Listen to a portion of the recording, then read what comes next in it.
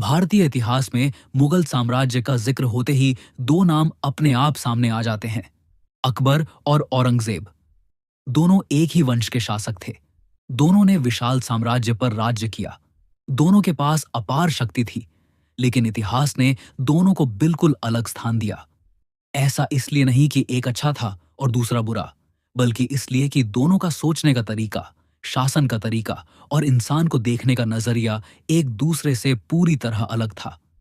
अकबर का शासन उस समय शुरू हुआ जब मुगल साम्राज्य अब भी पूरी तरह स्थिर नहीं हुआ था।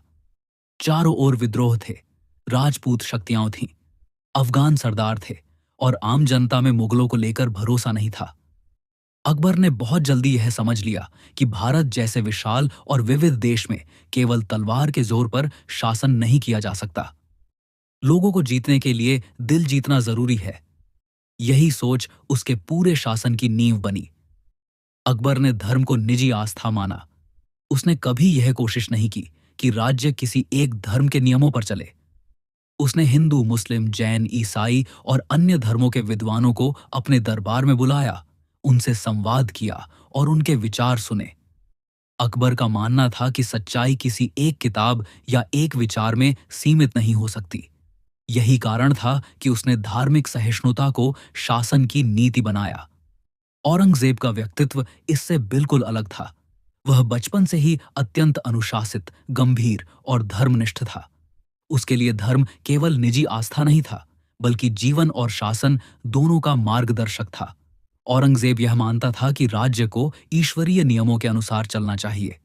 इसी सोच ने उसके शासन को कठोर बना दिया। जहां अकबर ने लोगों को साथ लेकर चलने की कोशिश की, वहीं औरंगजेब ने लोगों से अनुशासन की अपेक्षा की।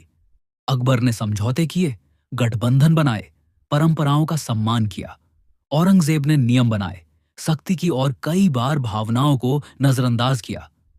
परिणाम यह हुआ कि अकबर के समय में साम्राज्य भीतर से मजबूत होता गया, जबकि औरंगजेब के समय में साम्राज्य फैल तो गया, लेकिन अंदर से कमजोर होने लगा।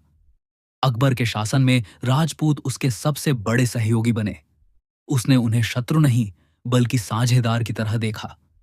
उन्हें उच्च पद दिए, सेनाओं का नेतृत्व सौंपा और उनके सम्मान को बनाए रखा। इससे राजपूतों का भरोसा जीता गया और मुगल साम्राज्य को स्थिरता मिली।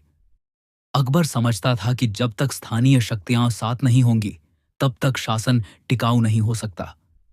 औरंगजेब ने राजपूतों और अन्य शक्तियों के साथ वही रिश्ता नहीं रखा। उसके शासन में कई पुराने सहयोगी दूर होते चले गए। धार्मिक नीतियों और कठोर निर्णयों के कारण असंतोष बढ़ा। कई जगह विद्रोह हुए, जिन्हें दबाने के लिए औरंगजेब को लगातार सैन्य अभियानों में उलझना पड़ा। इससे राज्य की ऊर्जा युद्धों में खर्च होती रही। अकबर कला और संस्कृति का संरक्षक था। उसके समय में चित्रकला, स्थापत्य, साहित्य और संगीत को राजकीय संरक्षण मिला।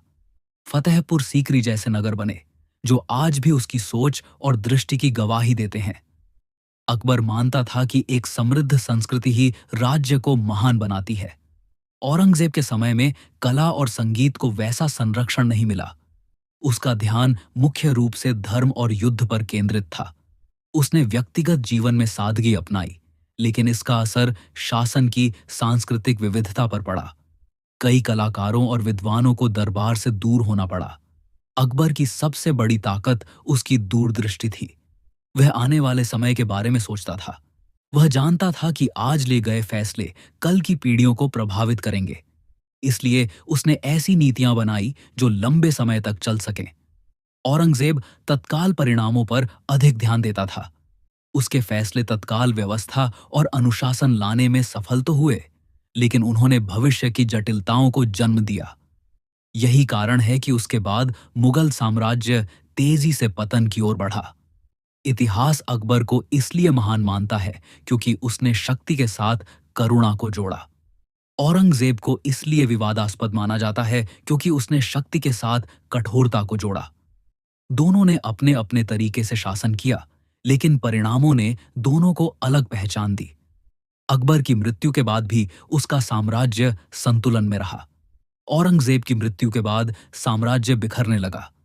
इससे यह स्पष्ट होता है कि शासन केवल जीतने का नाम नहीं है, बल्कि संभालने का नाम भी है। यह तुलना किसी को ऊंचा या नीचा दिखाने के लिए नहीं है। यह इतिहास की वह सच्चाई है जो बताती है कि सोच, नीति और दृष्टि किसी भी शासक को महान या विवादास्पद बना देती है। अकबर और औरंगजेब दोनों शक्तिशाली थे, लेकिन इतिहास में वही शासक अमर होता है जो केवल जमीन नहीं, दिलों पर भी राज करता है। यही कारण है कि सदियों बाद भी अकबर को याद किया जाता है और औरंगजेब पर बहस होती है। यही इतिहास का सबसे बड़ा सबक है।